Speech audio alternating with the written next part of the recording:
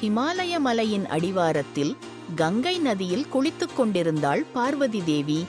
தன்னுடைய தனிமையை நீக்க ஒரு அற்புதத்தை செய்ய எண்ணினாள். தன் உடலிலிருந்து எடுத்த மஞ்சளால் ஒரு சிறு குழந்தையை உருவாக்கி அன்பின் மூச்சால் உயிர் ஊட்டினாள். அந்த குழந்தைதான் விநாயகர். வாசலை யாரும் கடக்கக்கூடாது என்று தன் மகனை காவலனாக நியமித்தாள் பார்வதி.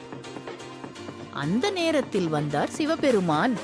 ஆனால் வாசலில் நின்ற சிறுவன் அவரை தடுத்தான். சிவபெருமான் கோபமடைந்தார். நான் யாரென்று தெரியாமல் என்னை தடுக்கிறாயா என்று கேட்டார். ஆனால் விநாயகர் தன் தாயின் கட்டளையை மட்டுமே பின்பற்றினான். சிவபெருமானின் பூத கணங்கள் தாக்கின. ஆனால் வீரமுடன் போரிட்டான் விநாயகர். இறுதியில் சிவபெருமான் தனது திரிசூலத்தை உயர்த்தி விநாயகரின் தலையை வெட்டினார். தன் மகன் உயிரின்றி கிடப்பதைக் கண்டு துயரத்தில் மூழ்கினார் பார்வதி. இனி உலகையே அழித்து விடுவேன் என்று சபதமிட்டார்.